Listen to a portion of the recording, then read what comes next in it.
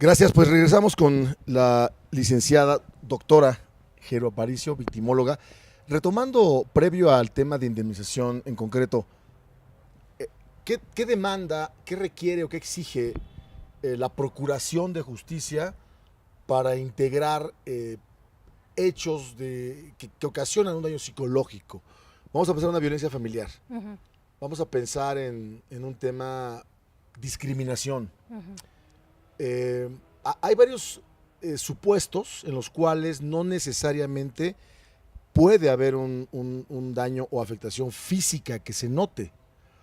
Puede haber una afectación emocional nada más, el bullying, el tema de que haya discriminación, que haya rechazo, que haya ofensas entre novios, Ujú. parejas, maridos, trabajo, acoso sexual, acoso laboral.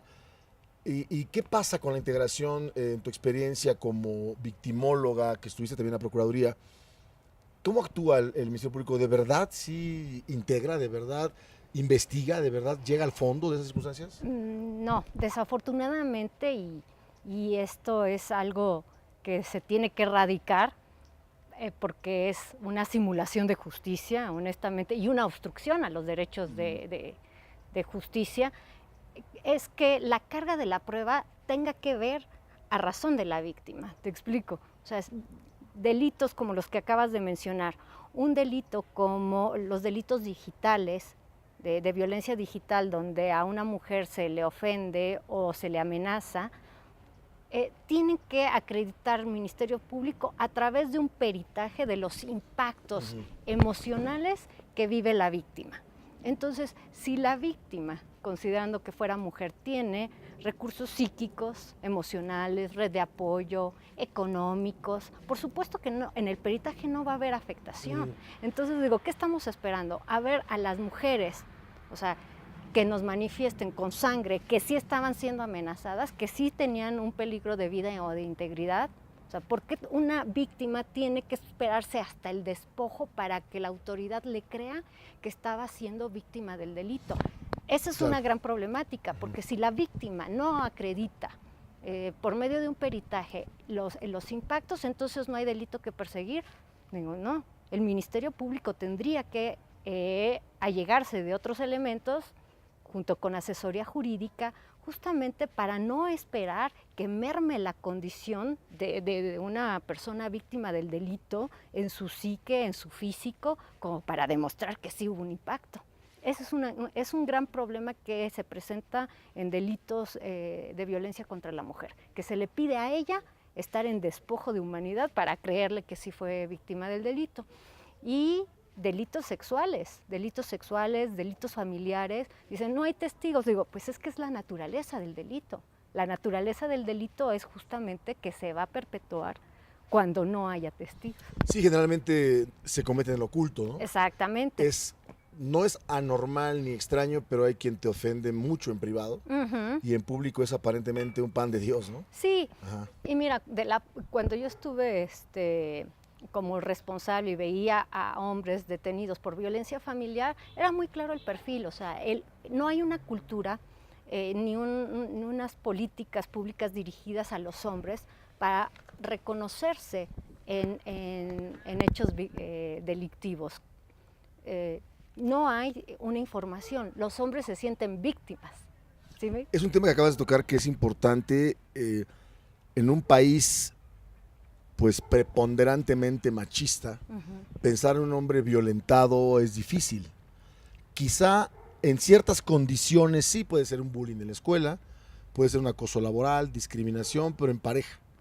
Un hombre violentado, ofendido por una mujer en su integridad, en su persona, sí se dan los casos y Pero por supuesto. puede haber una minimización de la persona como sujeto, como hombre, en el sentido de que la ofensa puede ocasionar en un ser humano, hombre me refiero en Ajá, concreto, ajá.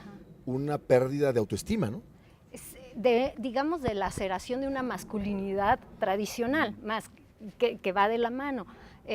Cuando a mí me dicen, bueno, es que también hay mujeres violentas, sí, pero vámonos a las estadísticas. O sea, no se niega el fenómeno. O sea, por supuesto que como hay hombres violentos, hay mujeres violentas.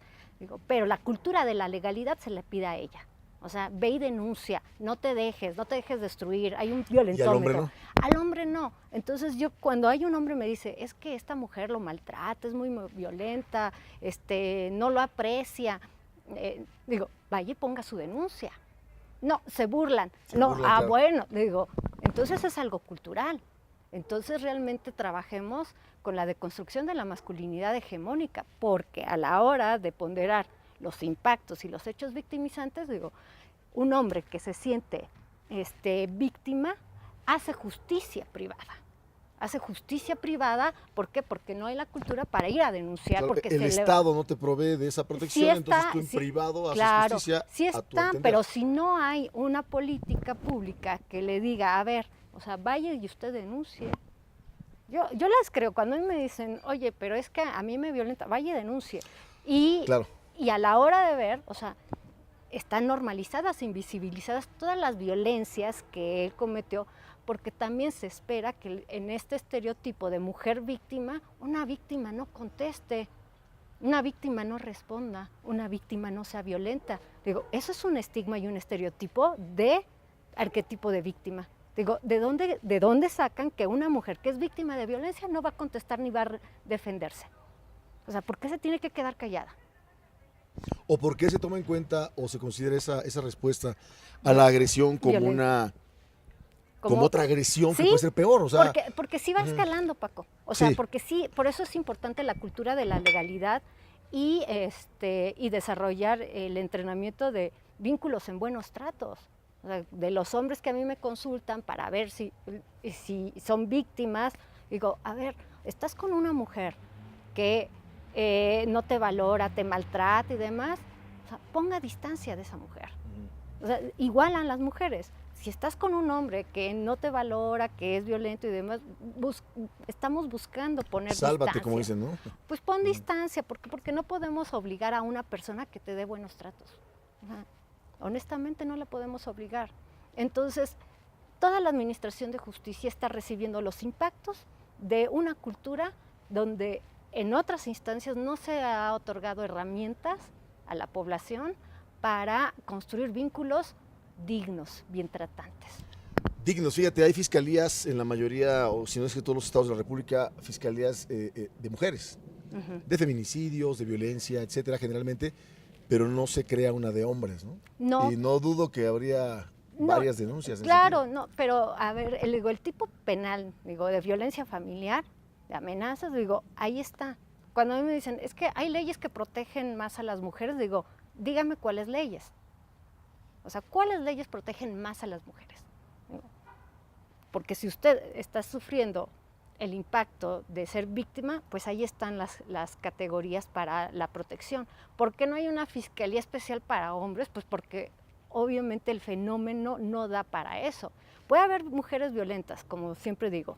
Pon todas las miles y millones de mujeres que son violentas, no niego el fenómeno. Al final, está comprobado por estadística que las mujeres no matan a su pareja o a su expareja. No en todos los casos, pero... No, o sea, por eso. O sea, sí hay, el fenómeno humano existe, pero estadísticamente vas a encontrar que son más hombres, parejas el feminicidio en el Estado de México, en Juárez. Sí. Y bueno, que es en familia, generalmente es un tema familiar. No. En la mayoría de las veces, ¿no? Fíjate que no, o sea, eso es lo preocupante, que al no tener indicadores y al no tener claramente las estadísticas que nos den cómo es el fenómeno, reconocemos que el feminicidio no es nada más por vínculos, sino es el hecho de una mujer que no está cumpliendo cierto mandato. Entonces, tenemos casos como el de Mara en Puebla, o sea, mujeres que no tienen vínculo con el agresor, pero en ese momento ellas están desacatando aparentemente para este hombre un código o un estereotipo de ser mujer, en donde si está en estado de inconsciencia, si bebió, si está de fiesta, si no está en su casa, entonces se merece ser violentada. Recuerdo el tema del asunto del accidente del BMW. ¿Recuerdas que había una mujer que perdió la vida que incluso creo que estaba por casarse? Sí. Y hubo críticas y ofensas muy grandes a raíz de que se había ido de fiesta estando comprometida, ¿no? Sí. Sin su pareja, sin avisarle a su novio. No quiero ocupar una palabra que no es correcta, pero pretendiendo, si no es correcto decir justificar, Sí, sustentar, le pasó eso por esto, ¿no? sí, O sea, claro. es la culpable por haberse ido de fiesta y Es, a punto de casarse. es la criminalización de la víctima. Mm. O sea, al no tener, fíjate, elementos para hacer una investigación y consignar, muchas veces, o sea, se toma del imaginario colectivo toda esta dinámica y se culpabiliza y se criminaliza a Es la como víctima. traes minifalda, te van a violar. Pues sí, Estás tomada, te van a o lo abusar. que O sea, pasó tú con eres la Lesbi, culpable de... o sea, el que bueno, presentaba que había consumido drogas. No era estudiante. Bueno, ¿eso qué importa? O sea, una mujer no tiene... Estereotipan, ¿no? Por Sí, una razón ajena o que no tiene relación directa con el acto, pues. sí, o indirecta, digo, es que nadie, o sea, Nadie quiere tiene ser que víctima, ser despojado de la vida por no cumplir un estereotipo. Y aquí también, o sea, otro problema que nos enfrentamos es el derecho a salvaguardar vida e integridad a través de las órdenes de protección. ¿No sabes? O sea, los varios y frecuentes casos que tengo de mujeres que noto que su vida e integridad pueden estar en riesgo y tienen derecho O a la una de orden terceros. Acaba de haber un incidente de una mujer que mató a sus hijos y se mató, ¿no? Por un tema familiar, creo que una convivencia, algo que no se detectó a tiempo. Ajá, Y sí. creo que ella se suicidó y mató a sus hijos, Sí, creo. sí, en ese caso, pero digamos que hay elementos donde niños y niñas, por ejemplo, son titulares de derecho, hablando de derechos humanos y de dignidad humana y buenos tratos, en donde todas las personas adultas que pertenecen a la administración de justicia, le digo, somos sobrevivientes de hijos de la chancla. ¿Qué quiere decir esto? O sea, traemos todavía introyectado el de, pues más vale una nalgada a tiempo, o sea, justificación de la violencia. Y no tenemos las herramientas ni los métodos para una crianza y una disciplina en buenos tratos. Fíjate que eso me lleva a que valdría mucho la pena hacer un programa, tú eres psicóloga, eres experta en este tema, de cómo formar, cómo educar sin violencia. Creo que vale mucho la pena este tema porque, digo, además de que es preventivo, es un problema grave en México, en varios países, a raíz del descuido por razón de trabajo, de necesidades. Los hijos están creciendo solos, los padres son las tablets, la televisión, los juegos electrónicos, Sí. y no hay una formación de vida, o a veces, aunque estén los padres, la formación es, como dices tú, una nalgada a tiempo, ¿no? ¿Cómo formas, cómo creas un carácter sin caer en la violencia? Yo creo que es un tema importante. Agradezco mucho tu presencia, Jero, aquí en la Casa de la Justicia.